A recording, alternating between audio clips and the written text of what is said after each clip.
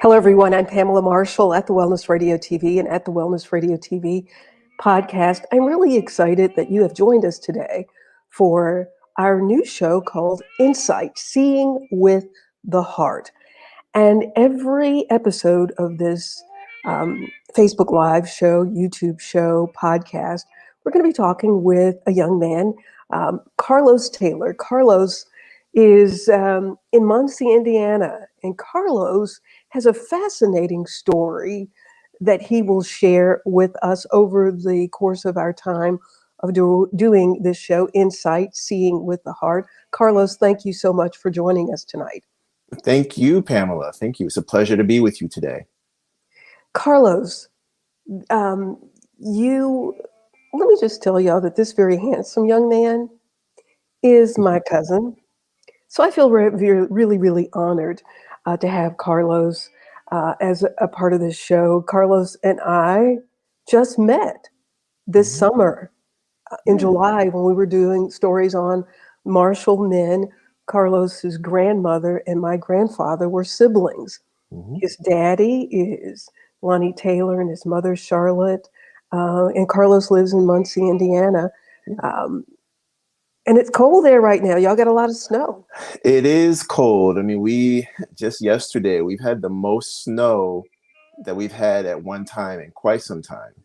So I was outside shoveling our sidewalks today. It's yeah, more than I'm not a big fan of winter, so I'll be glad when we get past all the snow. Carlos, well, the reason that Carlos and I decided to do this show, topping the list, is one of Carlos's dreams was to be a radio personality. So I thought, here we have this perfect opportunity. Carlos and I will be hosting this show. Sometimes Carlos will be asking me questions. We will have guests who will come on the show. But the thing that I want everyone to have an opportunity to get up close and personal with a young man who lost his sight when he was 6 or 7 years old. Correct, yes. And who, with the help of his parents, his cousins, his uncles, and aunts, gone on to live a very full, productive life. And I think sometimes, Carlos, there are people who feel a little uncomfortable about talking to people who have disabilities, about asking questions. Are you uncomfortable asking us questions? I am not. No, not at all. No. Nope, not at all. So tell everybody what you're doing now in Muncie, Indiana. Great question. Well, I originally came to Muncie, Indiana to attend the university here. It's called Ball State University. I think our most famous, one of our most famous alums is David Letterman, who used to be on a nightly TV program. Right. But yeah, so I came to Ball State back in '97. And as you mentioned briefly a minute ago, at the time, I wanted to start a career in broadcasting. I thought I wanted to go into radio broadcasting. But after about a year at Ball State, I changed my mind and went more in a technology direction. And so I entered the Ball State College of Business and earned my degree in business information technology. And then after that, I sought employment for a time, was not successful. So I went back to Ball State into graduate school, where I earned my Master's of Science degree in what's called Information and Communication Sciences. While I was in grad school, I started working for Ball State. So I continued to do so once I finished my master's degree. So I worked for Ball State from 2003 until 2019, June of 2019, at which point I left the university to work for a healthcare system in Indianapolis, where we provide internship opportunities for college students in the state of Indiana with physical disabilities. When I say physical disabilities, that means hearing, visual, and mobility impairments. So that's our target group for providing internship opportunities to enhance their opportunities of finding employment upon graduation. So that's what I've been doing for, gosh, nearly 2 years. Time's been flying, and I absolutely love what I'm doing. Carlos, do you find that there are people who, sometimes we think that because somebody has a physical challenge that uh, you would be relegated to just living a life of just existence, and you've done way more than that. Do you Mhm. find that that's a misconception sometimes about people that people have? So two sides to that. Yes, absolutely, it is a misconception.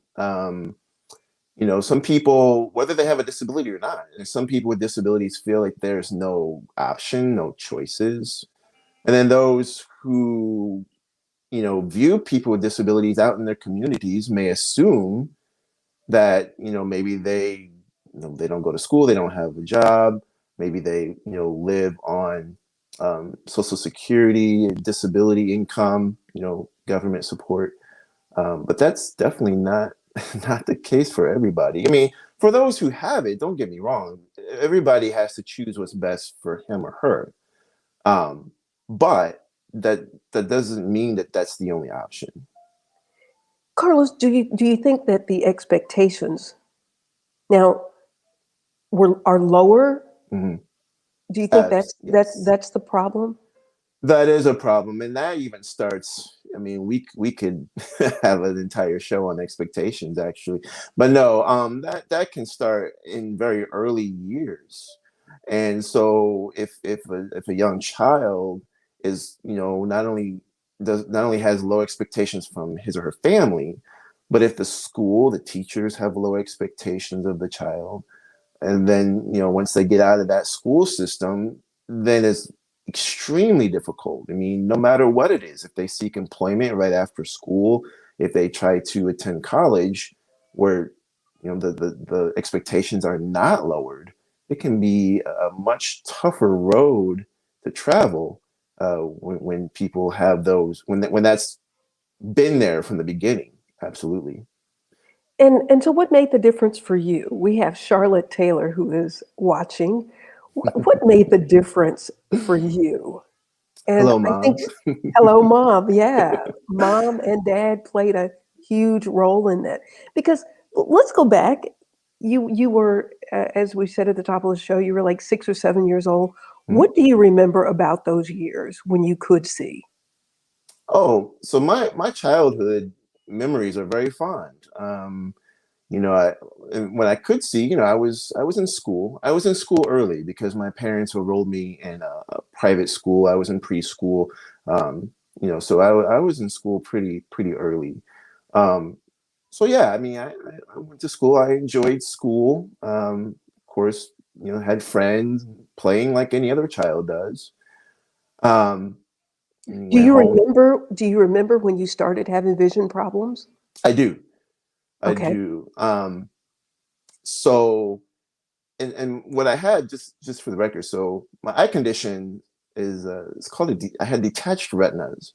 Hmm. Um, occurred in my left eye first, and then the same occurred, and the time frame is a little fuzzy, but I'd say within a year, I had another detached retina in my right eye. Had surgery to repair the detached retinas, and those were only successful for a short time. Um, and then there was scar tissue, and eventually the doctor said, well, we could keep operating, but there's nothing else we can really do at this time. um, so today, as it stands, and ever since I was about 6 or 7 when this happened, I have no vision. So a lot of times when people talk about, people who are blind or visually impaired, I call it a spectrum from perfect vision to no vision at all. I mean, Hmm. lots of people can fall anywhere in between. And for me personally, I have no light perception, no vision at all. So I'm completely blind. What was that like? You're living a life of a normal little boy, Hmm. playing and Hmm. enjoying life. Do you remember the adjustment of what you went through emotionally when you lost your vision? So yeah, I remember being scared at first, because as a child, I mean, a child with vision. I mean, that's your world. That's you see everything. You see your friends in the distance. You run and play and all these things. So, when suddenly I was no longer able to see what's right in front of me. Sure, that was scary at first. Um, but as we mentioned a minute ago, with the support of my mom and dad and family, friends of the family, and even teachers and what have you, I learned a lot. Now, I mentioned I was at a private school at the time, and at that school there were no accommodations for anybody with the visual impairment or who was blind. So at that point, I went to a public school system where there was a teacher at that school system who could teach me how to read Braille. And then I had another instructor who came to show me how to use a cane and how to get around by myself in my school, and built upon that to walking with my cane in neighborhoods, malls, crossing streets. So I had a very supportive system in South Bend.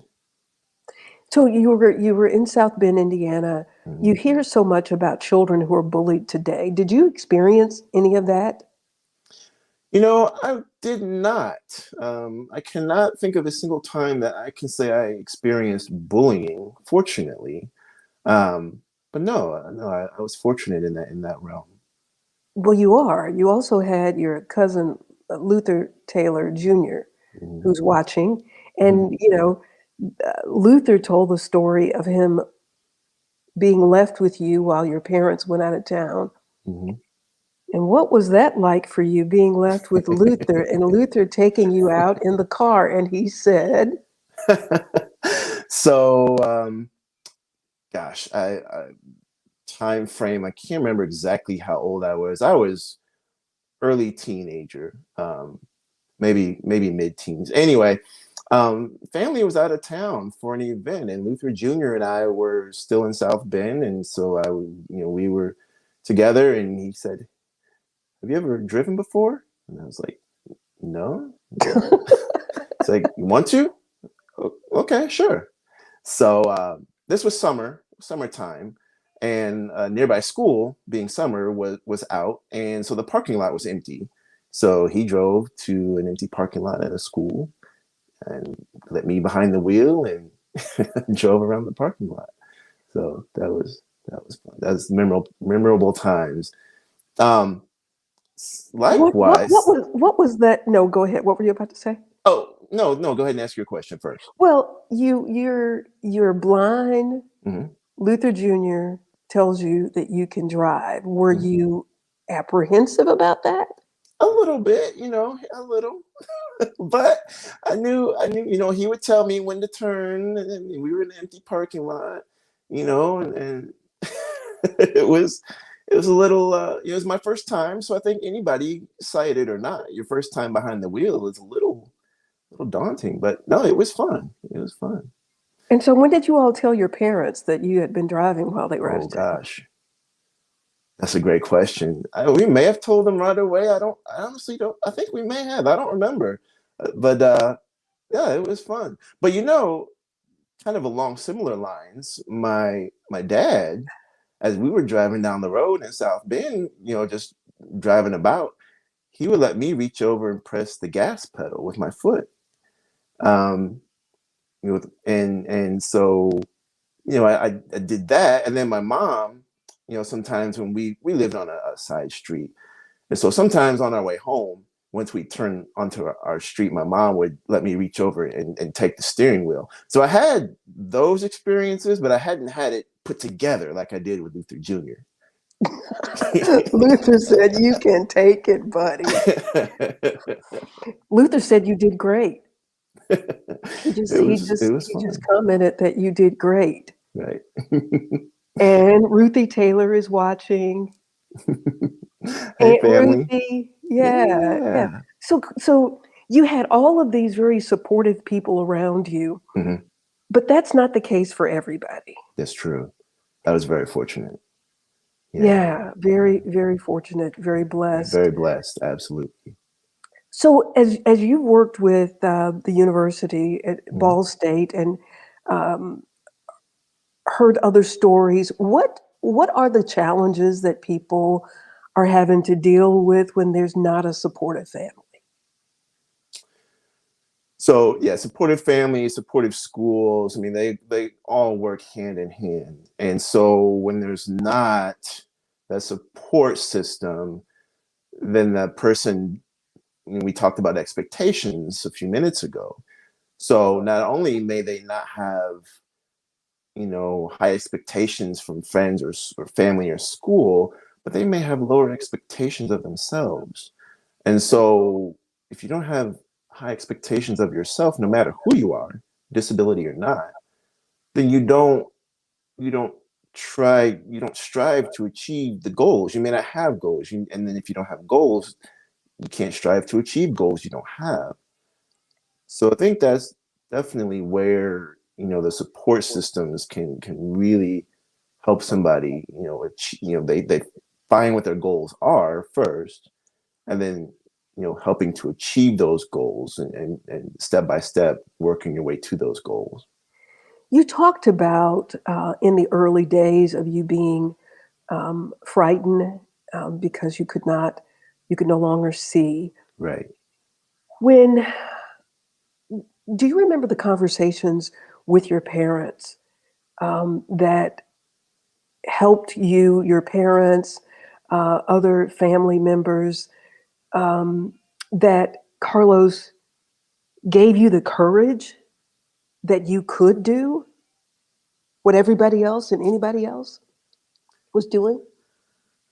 That's a great question. And I don't remember specific conversation per se, but I think it was the general attitude that my parents and friends and other family members showed toward me.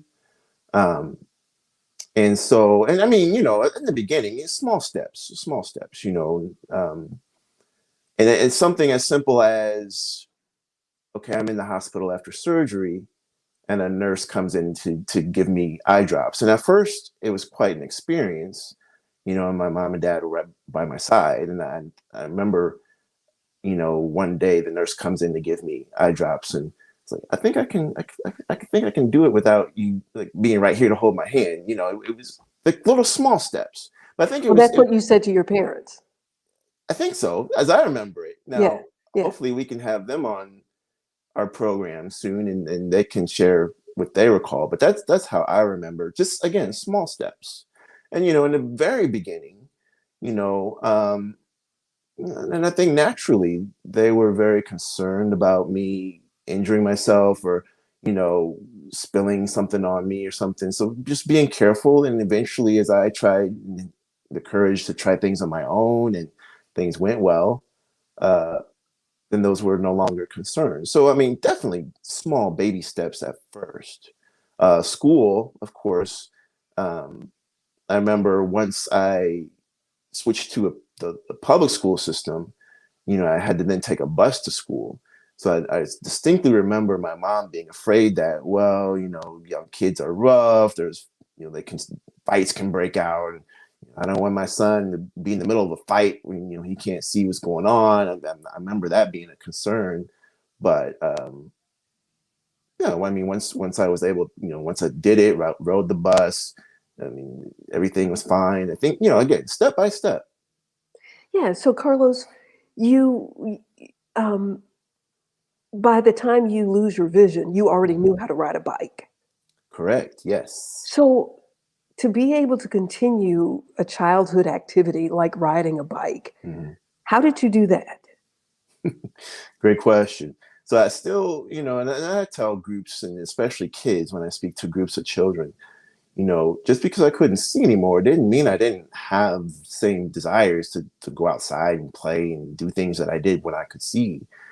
Now I didn't do it right away, the day after I came home from the hospital, but in time, I got more courage. And my dad, I don't know if he thought of this on his own or if he saw this somewhere, but my dad, took a card out of a deck of playing cards and clipped it onto the frame of his bicycle. And as the wheel of his bicycle turned, the spokes would pass over, pass over the card and flip the card, and that would Like make a yep, exactly. And so when it made that sound on his bicycle, I could follow him on my bicycle. So then we could ride around the block. We could, ride pretty much wherever we wanted to.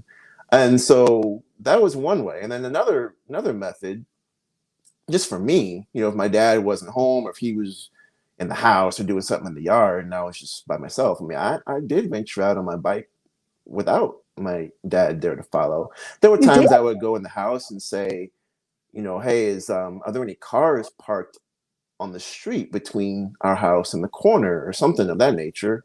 And they would look out and they say, oh no, there's no car. Or there's a car parked about 5 houses down, or the neighbor has his truck or his Suburban. So that gave me an idea before I went out, and I was cautious, but I still went out on my own, even when there was nobody around. Really? Yeah. So you were just a courageous kind of guy to begin with. Don't you think that you obviously had something in you that God had already impregnated you with, your subconscious, the spirit of you? Because I lost my sense of taste. I think I had COVID and I lost my sense of taste. Ooh. And I was feeling like I don't even know if it's worth eating because I can't taste anything. Mm-hmm. Do you remember when you came to the realization that we're not going to do any more surgeries? I cannot see, and I'm likely never going to see again. So by that time, I was already accustomed to doing the things that I was doing. So I think by that time, there was always, and we'd never know what medical breakthroughs may come, but, at the same time, I think by the time I heard that, I was already accustomed to, doing things in a different way than sighted children typically do. I think I had already started learning Braille by that time. I had my books in Braille or on cassette tape for school. So I was already down that road, so to speak. Does that make sense? Yeah, it does. It does make sense in theory, but there are people. It's one thing to be born blind, Mm-hmm. and it's another thing to go blind. Mm-hmm. And so you know what it's like to be Yes, able to see. absolutely. How much of that? Here's a question that somebody might wonder. So if you dream now, do you see in your dreams, or do you recall? Because not everybody remembers their dreams. Right, right. And so that's funny you asked that question. That's one of the most popular questions when I speak to kids and even college age students. But I do dream. But like you just mentioned, I don't personally really remember my dreams when I wake up.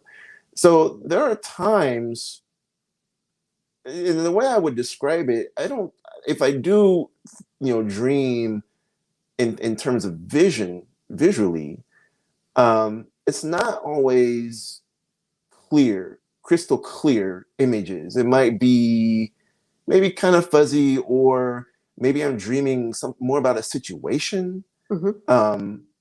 But I don't, and I wish I could wake up and just remember a dream someday, just to be able to describe what I dreamed about. But I typically don't remember them. So, yeah. Do you think because they always say that if you write down your dreams as soon as you wake up, then, because that's when it's the freshest. Mhm. Does, go ahead. I'm just gonna say I need to remember to do that someday. Yeah. Yeah. My guest is Carlos Taylor. Carlos lost his vision when he was a little boy. Hmm. Do you think it's more difficult to have that transition or to have not seen at all? That's a great question, and I think You're and making this me is feel my so this is smart, Carlos. this is my personal opinion. Okay, Okay. so I think, having vision. I mean, I understand certain concepts that sometimes might be difficult for somebody who may have never seen before. Um, so I remember trying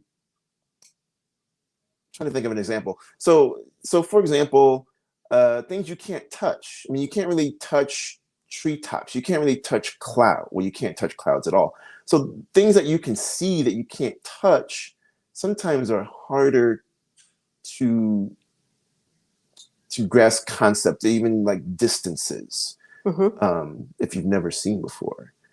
But for me personally, when somebody talks about clouds or the sun and things like that, I remember. So those give me some context, and I understand what they're saying. Colors, if somebody's never seen colors, well, you can learn to associate grass is green, sky is blue. The words you can associate, but you don't really know what those truly are.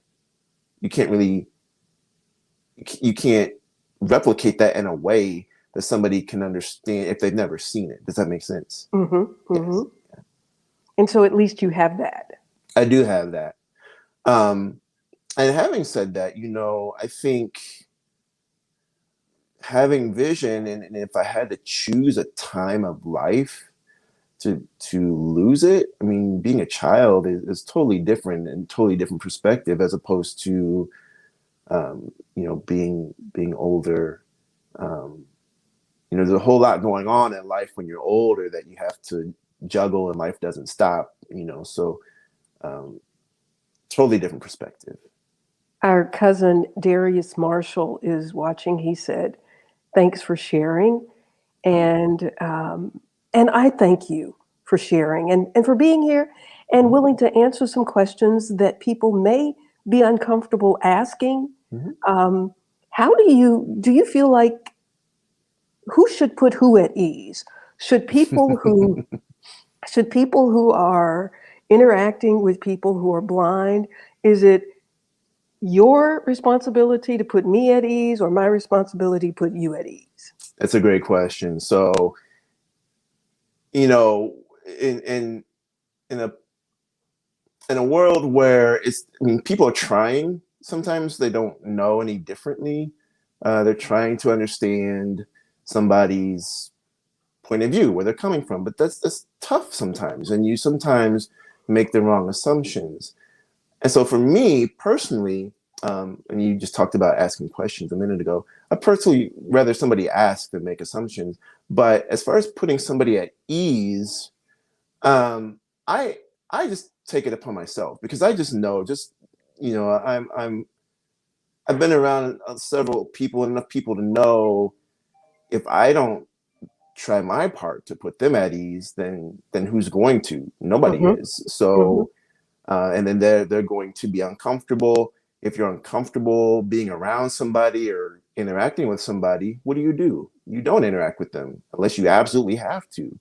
So I feel like if I can do my part to put somebody at ease, then that opens them up to see that, okay, I'm not just somebody who's blind. I'm a person, and I have you know goals. I have like things that I like, just like anybody else. So I think it's definitely, and this is my own philosophy. Everybody, if they're no matter what their disability is, they may have their own take on that. But for me, I feel as I do my part as best I can to put others at ease. yeah, and isn't it amazing? Because I have flat feet, Mhm. and my feet don't look that great in shoes all the time, and nobody I don't nobody cares about my feet, Right. and so I'm as much a human as you are, Hmm. and you can't see. So isn't it amazing that we attach certain feelings and certain thoughts Hmm. to certain disabilities that people might have? And like you said, I'm visually impaired, but I'm still a human. Right. I Yeah. still have And feelings. like when I talk to small kids, when I Uh-huh. talk to first, second grade children, and they don't fully grasp the concept. I say, okay, so if you close your eyes and you can't see what's around you, does that mean that you're a different person, that you don't enjoy the games that you play or the friends that you play with or your favorite foods? Does that change that? And, of course, the typical answer is no. So, same thing, just because I can't see the world around me doesn't mean that I don't have, all these other things that come along with being a person. So, Carlos, Mhm. who tells you how handsome you are? Who tells me? Uh-huh. Like your mama tell you how cute you are? Your She girlfriend? has. She has. Yeah. Yeah. Yeah. Yeah. Yeah. So and let me, everybody that's watching, our goal with this show with Carlos is going to be on a regular basis, and we are going to be talking to other people who Mhm. either have lost their sight or um, born visually impaired. It is estimated that the number of people in the United States by 2050 who are blind or visually impaired is going to double. Mhm. So I think it is incumbent upon all of us to do everything that we can to prepare a world for people who cannot see with their eyes. But as you said, you're still a person. You have a Mhm. heart. You have all of the wants and desires that everybody else has. Right. So, so we're going to talk about everything, right? Yeah. Right, Absolutely. Carlos? Absolutely. So let me Yes. just And ask you this. yes. People may ask you, why do people who are blind wear dark sunglasses? And that's an excellent question. And that's a question that a lot of people would be afraid to ask.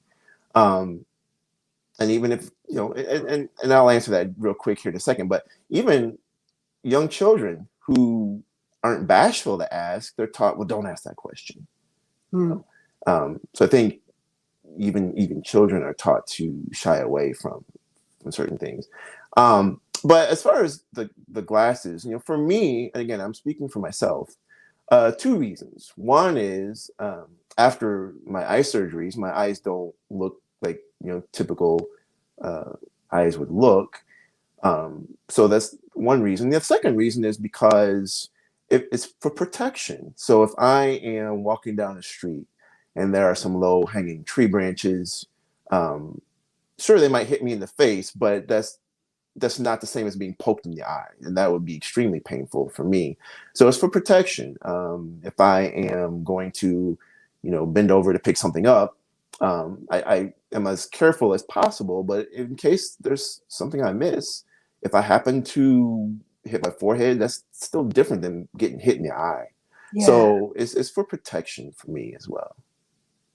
And we have my sister Sharon Benjamin in New Ah, Jersey. yeah. She is a college she professor, and she asked, "How can I have Carlos as a guest for my class?" Well, I'm his agent, and so we'll have to get things signed and clear. No.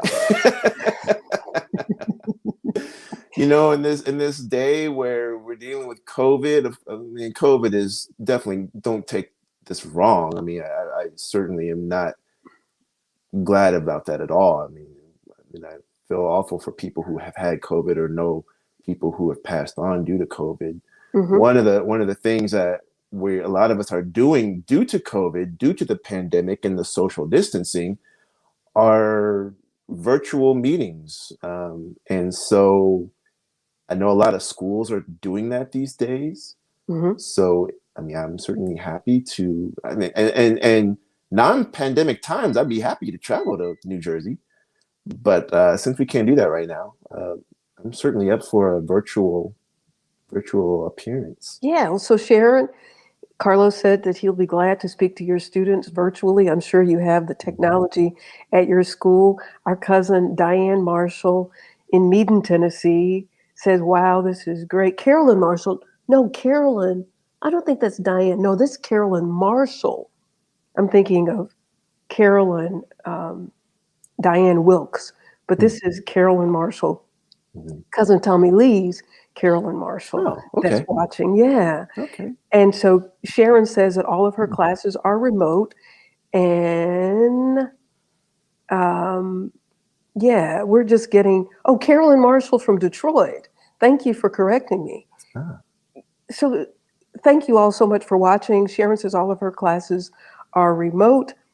Um, so, so as we're talking about the challenges, Carlos, mhm, to say that there is a bright side to everything, mhm. what do you see the bright side for you? Oh, wow. Um, do you have a week for me to? Well, Carlos, we can do this. Oh, this is Uncle Ben's Carolyn. Hey, Carolyn. Oh, that's wonderful. Yeah, I'm sorry. No, I no, had thank you. some This is great. I mean, wow. Um, no, no, my list. You say okay. So let me bright side. rephrase We're the talking, bright yeah. side. Yes. Mhm. So every day is a bright side. Oh, Every that's day, wonderful. every day is a bright side. That we're blessed to wake up. I mean, there's countless blessings. Um, Yeah. so I like I said, if you have a week, I can start listing all of them. But no, every day is a bright side. Well, that, because the, there are people who complain all the time, right? Oh yes, yes. There are People people, people can, and I think that's a choice. I mean, we can choose to seek out everything that we can complain about, or we can choose to seek out everything that we can count as blessings, and that's mm, that's my choice. ah, that's wonderful. Carlos Taylor, Carlos is going to be our guest. And, we're just deciding whether or not we're going to do this once a month. But, Carlos, I think we have to do it more than once a month. I think so, and so I think we can certainly, and as you described, some of the things we'll be talking about in the near future, and then we'll build upon that. So I think you're right. I think we could do this more than once a month. So, Carlos, one of the things, so your major in college is in technology. Hmm. And we're going to talk about, we're going to do a show specifically on technology for people who are blind, people who are visually impaired, Hmm. and talk to people about the distinct difference between visually impaired and blind. Great question. So, um, one thing that I talk about, and I've done several presentations, and there's so many different things to talk about. But one thing is, when you talk to somebody, it doesn't have to be somebody who's blind. It could be somebody in a wheelchair. It could be somebody who has any number of disabilities. But you don't have to shy away from the word. I am blind, um, and some people try to think of other ways to phrase it, to thinking that it's less impactful or something, less Less hurtful. labeling, Right, right. maybe. But so I first of all, I say that I am blind. Um, Second of all, so to me, so being that I'm blind, like I mentioned, I have no vision at all. I don't have any light perception. I don't see shapes or shadows or anything like that. So I am totally blind. Um, Visually impaired, as I mentioned a bit ago, in my view, there's a spectrum from perfect vision or even better than 20/20 vision to somebody like me who cannot see. And somebody can fall anywhere on that spectrum. So in that situation, I refer to people who have some degree of vision as visually impaired. Now, does that mean they have enough vision that is usable? Maybe not. Maybe they only have light perception, but they can't see detailed information.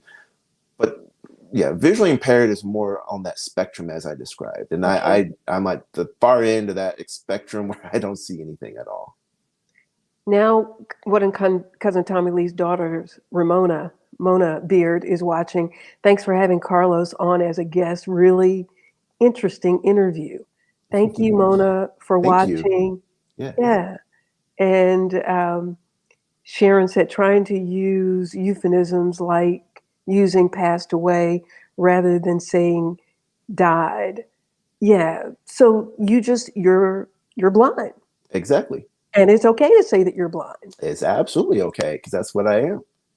And so people may feel uncomfortable. And what do you say to those people who feel uncomfortable or feel sorry for Carlos because Carlos is Mm-mm. blind? No, no. So I don't feel sorry for myself, and that I don't seek sorrow from anybody. Um, I'm very blessed, as I said a bit ago. I mean, if you have a week, I can start listing all the blessings. But no, no, no. I don't seek pity. I don't want anybody's pity. The only thing I want in general, all I want is people just to treat me like they would treat anybody else who can see. It just happens that I'm blind, just like I am a male. It's just a part of me, but it's not all defining of who I am. You can have two blind people who have two totally different personalities, and what have you. So yeah, just be yourself. Just be yourself when interacting with somebody who's blind. Um, sure, there may be certain things. Okay, if I can't see something, it might be helpful to describe something, and you've done that well in our short time of knowing each other when getting set up for the show. So thank you. Um, but no, just relax and be yourself and talk about things that you would talk about with anybody else. Okay. So how's your dating life, Carlos? How's my dating life? What's going on, Carlos? Because Yeah, I told you you are very handsome. Carlos is 6'3". I am. He's from my daddy's side of the family. Those guys are tall. Mhm. Aunt Anna was your grandmother, right? She was my great Great grandmother, great my great dad's grandmother. Yes, your daddy's grandmother. yes, Yeah, yeah. So Carlos is yeah. 6'3", and Carlos said, don't be trying to play me short in any way. I'm a man. I'm a man. but but the dating scene, I'm not available. I'm not He's available. not available I'm not because available. I have a fiance here. Her name is Kelly, and Kelly we and I would have love been to to. meet Kelly. I would love for you to meet her as well, but to be honest, she's very, very, very camera shy. She's camera shy. So Kelly, my sister Sharon said, how do people breach the question, the conversation regarding his love life? Well, you say, yeah. Okay, So, I won't answer the question. I'll let you do that, right, Carlos. right. Okay, so could you ask that again, please? How do you breach? Yeah, the question or conversation regarding your love life.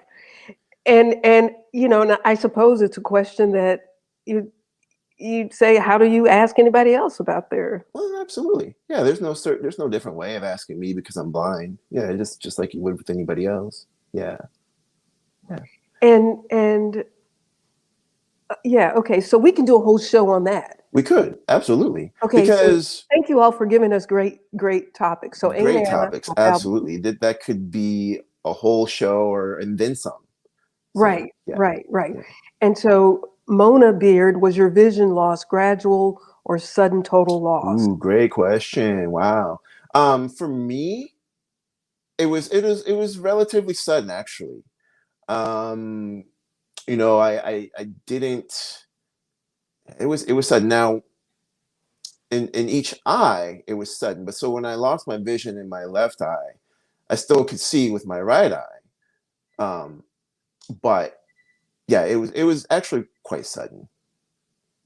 So Mona, if you would let your daddy watch this, cousin Tommy Lee. This is cousin Tommy Lee's daughter. Hmm. So if you would, Mona, let your daddy watch this, I'm sure he would be interested to see it. And we talked about getting used to doing the things um, that you have to get accustomed to doing when you are blind, like learning Braille. Hmm. How difficult was that? Um, And So was it frustrating? it was not frustrating. I do not recall any frustration.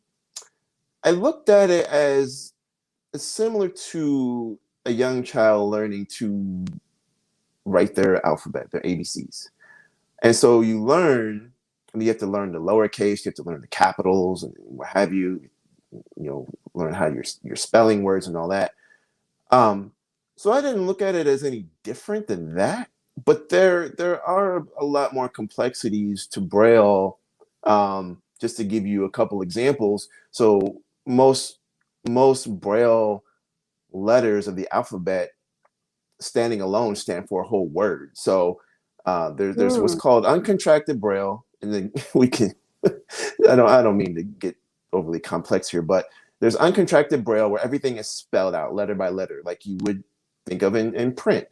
They don't look like the letters don't look like print letters. I'm not saying that, but everything is letter for letter. But there's what's called contracted Braille, and any Braille publication is going to come in a contracted Braille format. So it's going to have a lot of contractions. Say, for example, the letter C by itself would stand for the word can. The letter F by itself would stand for the word from. And so you have to learn these things. You have to learn what each letter would stand for on its own. And then there's all these different combinations. If Hmm. there's a certain dot in front of the letter F, that's the abbreviation for father. If there's a certain dot in front of the letter M, that means the word mother. So you have to learn all these different things. And then there's certain common letter combinations that have their own contractions, like TION or ATION or THE. So like the word theory would have one symbol for THE, and then you'd have ORY. So you have to learn all these things. So it is a rather complex system, but as far as being frustrated, I don't recall any frustration. I think the way it was taught to me, you don't learn everything all at once. You start off like anything, step by step. You learn your alphabet first. You learn what each letter on its own would stand for. Then you start learning letter combinations and what this means in front of that and what have you. I know I'm making it sound overly complex, and I don't mean to make it sound like it's impossible to learn, but just like anything in life that you learn it in steps. And so it was introduced to me in steps. Math, of course, is different. There's a different math Braille code than literary code. And so I had to learn that as I was doing. But same thing, I only learned what I needed to learn for the concept that I was learning at that time. Yeah. So I didn't learn algebra symbols when I'm in third grade learning multiplication and things like that. So I learned things as it was introduced, based on the concept that I was learning at the time. Well, you're obviously very smart, Carlos. Your mother, Charlotte Taylor, said it was very easy for you, and that you learned it within a couple of days. I, Um, I learned the alphabet pretty quickly, but then it took extra time to learn yeah, yeah, yeah. additional So things. and so working in information technology Hmm. at Ball State before the job that you have now, but at Ball State you worked in information technology Hmm. to help those um, people who help students as well as the faculty. Right, right. Talk about technology and how technology has changed to help. Wow. Technology has been a game changer for me personally. And so it's something that I enjoy. I know not everybody enjoys technology, but I do enjoy it. And so that helps when it comes to learning and figuring things out. Um, but yeah, so I worked with technology to assist people, students and faculty at Ball State, um, with different types of disabilities. It could have been blind or visually impaired. They could have learning disabilities. Even people who um, could read, but they physically, due to their disability, they couldn't physically hold a book. So having a book in a digital format was often helpful for them, so that they could use that on their mobile device or their laptop or what have you. Hmm. Um, so, so providing those alternative materials and also we had the ability to create Braille for people who needed that as well. So it was a combination of providing materials. Um, Sometimes people would come in as freshmen who needed this technology in one way or another, but their school systems, their K-12 school systems that they came from didn't have this, so this was all new to them. So it was showing and teaching them how to use the technology. I mean, it's of no use if you just hand it to somebody, like a hammer or a drill. You can't just hand it to somebody and expect them to use it if they don't know how to use it. So teaching them how to use this technology. I distinctly remember working with a doctoral student, and once I showed her the possibilities, I mean, she was literally in tears. She said, all this time I didn't know this was here. Mm. I had my books. I bought 2 books. I sent one set of books home to my mother, and she would read to me over the phone. Oh, wow. Somebody with a learning disability who struggled with reading. My mother would read to me over the phone, and if I asked her to reread something, she'd get a little frustrated, but that's how I did my schoolwork. And she was like, Wow. "Wow, now with this technology you showed me, I can do this on my own when I want, no matter what time of day. I can do it at my own pace. I don't have to have somebody sitting, so that's just one example. So I just saw the power, the power of teaching people how to use these tools and what it meant for them as well. Wow, that is such an encouraging story. Carlos, Brenda Mosley said, "Awesome." Thank Josette Jenkins Golette, another relative, says, "Wow, this is just amazing," and I'm so enjoying um, the conversation with you as well as the feedback. Yes, Sharon yes. Sharon asked the question, "Is your fiance also blind?" And your mother said, "I'll take this one." So your mother wrote, "No, she's not. She's a No, nurse." she is not blind. She is a nurse. Yes, absolutely. Well, That's great.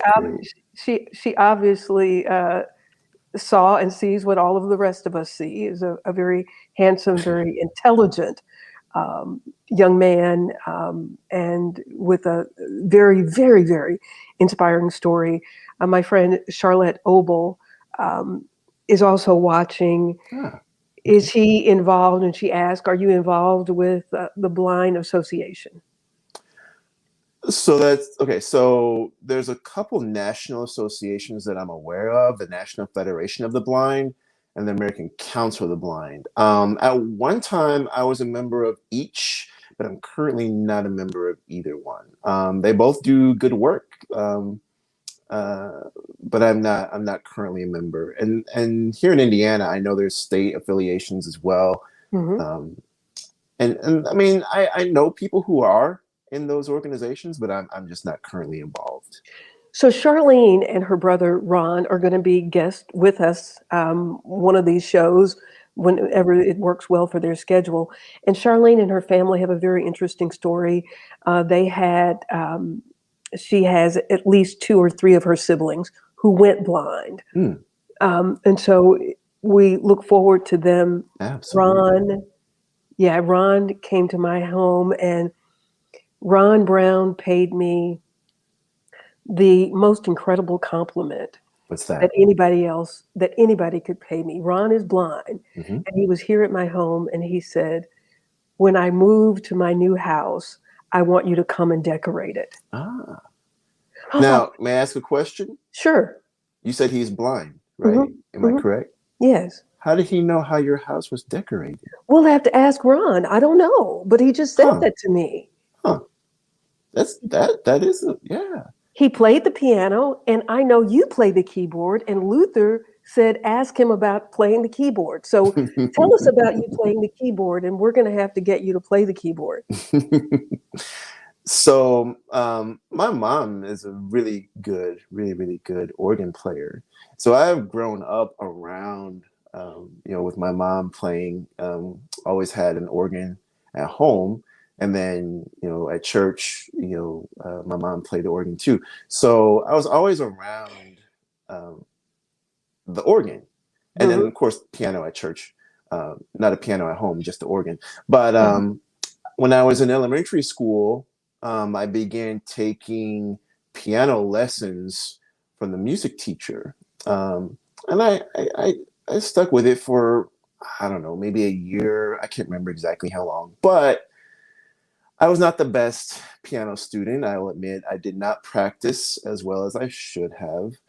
And it got to the point where I just lost interest in taking lessons. So I quit taking lessons. Thinking back on it, he was really disappointed that I was quitting. But I learned some basic things back then that stuck with me even to today. Um, and so maybe about 10 years ago here in Muncie, came across a small trio, a organ, keyboard player, drummer, and a horn player. They just played every week, and I started listening to them. I was like, wow. And the keyboard player is a medical doctor here locally, and Mhm. so I just would walk up to him after their performance, and I'd say, wow, that was great. Really enjoyed your playing. And eventually, I said, do you give lessons? He's like, yeah. I was like, oh, okay. So he gave me a keyboard. I didn't have one at the time. And I started kind of, practicing what I had learned as a child that I remembered. And then he gave me some concepts to build on top of that. And so we worked together. And then, from there, I kind of branched out to taking lessons from another instructor here, did some recitals and what have you. And then yeah, just kept building on some concepts that I learned, and so that's how it started. Wow. So Sharon has a question. Carlos, do you know Matthew Whitaker, accomplished young jazz musician, Ooh, born blind since birth, went through lots of surgeries, learned to play as a toddler, then had to learn to read music by Braille? ooh. I don't know that individual. I do like jazz, so I'll be looking him up. Yeah, yeah. And then look at this. So your mom says to Charlene, is Ron Brown from Indianapolis? We know him. If it's the same Ron Brown, I don't know if that it is, but I do know a Ron Brown from Indianapolis. He is in the National Federation of the Blind. I do know him, but I don't know if it's the same Ron Brown. It is. She said, yes, it is. Oh yeah, I know him. Yeah, yeah, So yeah. this is his sister, Charlene. Ah, small world. Oh my goodness. Isn't Yes, I that do know Ron. amazing? Yeah. That is Yes, so yes. cool. That's I did not I was assuming perhaps somebody else. But yeah, I do know that Ron Brown. Wow. So Charlene is gonna. So Charlene, that's the Ron that came to my house. Oh. That's the one. So Ron was at my house, and Whoa. I I, Wow. I had the lamp on for Ron in the Okay. bedroom, Okay. and he came out and he said, "Pamela, there's no need to leave the light on for me." And I said, "Well, how'd you know the light was on?" He said, "I felt the warmth of the shade." Right. But What a small world. We know the same. Wow, I can't believe that. right. So that's going to be so cool to have Yeah. Ron and Charlene on the show. So I remember meeting Ron Brown years Oh, Ron ago. Brown is a family friend. So Charlene, who is your brother that was on the show that came to my house? I'm getting things mixed up. And so she'll answer. Go ahead. What were you about to say? The Ron Brown that we're speaking of, I met years ago when I was in college at Ball State, undergrad. I was applying for a scholarship through the National Federation of the Blind, and he was very instrumental in assisting with my application, helping us, pointing us in the right directions, and making sure we had the right things that the committee was looking for. And I did get a scholarship from that organization when I think I was a sophomore in college. Wow. So Ron Coleman is her brother. Ah, Ron Brown is a family friend. that's funny. Wow. Isn't that amazing? Yeah, yeah. That Well, that's something when we're able to talk to my parents. Speaking of that, I mean, this makes me think of so much that I hadn't thought of before. But my first plane ride alone, that was yeah. Well, you know what? Just kind of jot down some ideas because, Carlos, I can tell that we have a lot to cover. And Mhm. everybody, thank you all so much for Yes, watching and absolutely. sharing. And I'm going to connect you with my sister Sharon Benjamin so that you can speak to her class in New Jersey. We also have to talk about your dog that you got to Absolutely. the school, the Seeing Eye Yes. school. Mhm. And where In is it New Jersey, located? in Sharon, Morristown, he New went Jersey. Yeah, Morristown, New Jersey. He went yeah, there to get his dog. yeah. And so Sharon, listen to this real quick. He went to get his dog in Morristown, New Jersey, and Mhm. Carlos was the 17,000th recipient of one of their dogs. Mhm. And they did a big story on it. And so we look forward to being introduced to your dog. We look forward to talking to your parents. We look forward to you playing. We look forward to so many, many more conversations. Yes, I Uh, look forward to it. Carlos Taylor in Muncie, Indiana. Um, he got his dog in 2019. He was 27. Well, my current dog in 2017. I had two dogs prior, 2002, 2010, and then my current dog I got in 2017. 2017. Yes. And we look forward to seeing your pooch. It's a collie, German Shepherd. German Shepherd, full-blooded German Shepherd. Carlos, you are so inspiring, and the the bright spot for Sharon said that was close to them. The bright spot Mm. was your comment, just you being here, number one, topping the list. But I have so many bright spots in my Mhm. life. I have so many things to be thankful for, Mhm. and prayerfully, all who are watching and will be watching will be inspired by that because even as we are going through these very challenging times, Mhm. we still have so much to be thankful for. Oh, absolutely, And Carlos, absolutely. we are very thankful for you. I'm thankful for you as well, cousin. Thank you. Well, we will be back here. How about next Tuesday? What do you think, Carlos? We can certainly plan on that. So she said, Ron, my brother, was the first Black blind person to attend Furman and graduate with honors. Wow. Wow, that's great. So he's going to be on the Wow. show with us. I can't wait to speak to him. Yay! Yeah, yeah. Carlos Taylor, extraordinaire, my big baller cousin. Fist, fist bump. Can you do a fist bump at the screen for me? There you go. Thank you, Eh, Carlos. Thank you. We will talk again next Tuesday. Everybody, thank you all so much for watching. Thank you for your comments. Thank you for sharing Carlos's story. It is so inspiring and helping to inspire so many other people during this time when we could be consumed with worry. There are plenty of things that we can be challenged with, but as long as there is breath in our bodies, we have that to be thankful for. And so until next time, Mommy says awesome. Thank you, Mom. Yeah. Everybody, thank you for watching. We will see you next Tuesday for more insight with Carlos Taylor, Seeing with the Heart. We'll see you next week. I'm Pamela Marshall at the Wellness Radio TV and at the Wellness Radio TV podcast. Remember, there is healing at the well. Make it a great moment. We'll see you next time. Good night.